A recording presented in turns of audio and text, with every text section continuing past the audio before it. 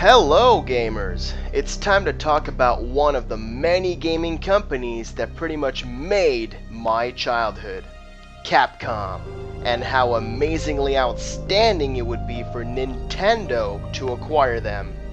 Despite being a huge Nintendo fan, fun fact, my favorite series in video game history is not from Nintendo.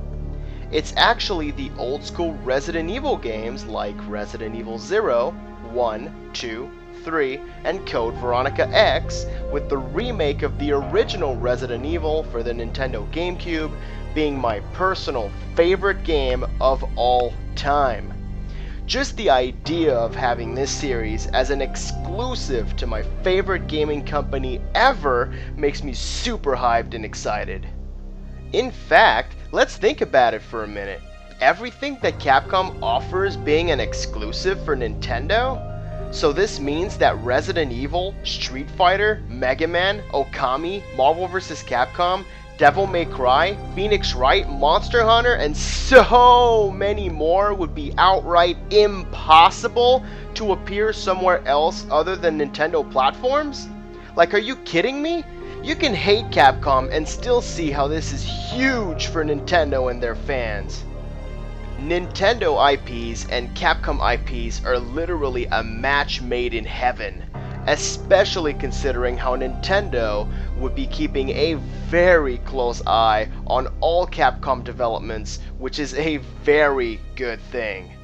In fact, Nintendo understands the importance of making their games feel retro on their platforms.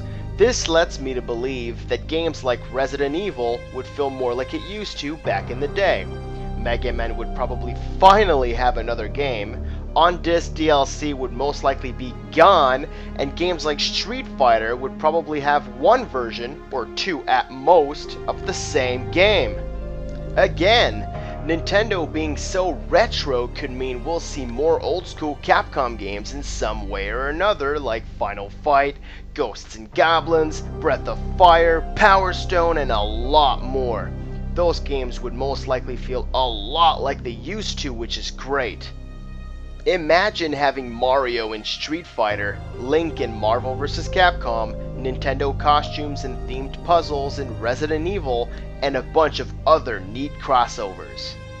A lot with what is making Capcom on the verge of bankruptcy has to do with their horrible business practices and the alienation of their core fanbase.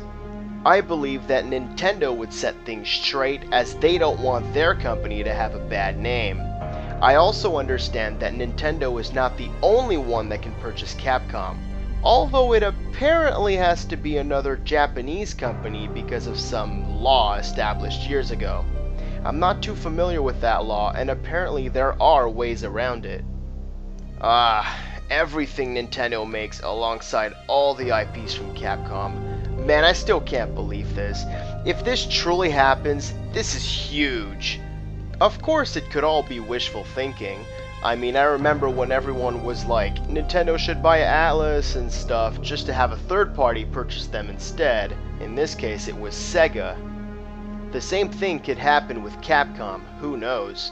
Maybe Capcom will sell all their IPs individually as opposed to the company itself, kind of like THQ. If that's the case, I think Nintendo should at least purchase an IP that just isn't being used and very Nintendo-like, such as Mega Man, while purchasing a couple of IPs that are practically Nintendo exclusives at this point, like Phoenix Wright and Monster Hunter. Still, the idea of Nintendo owning everything that Capcom has to offer is not only huge for Nintendo fans, but for Nintendo as well. Think about it. Street Fighter tournament players will now purchase a Nintendo system to play the latest installment.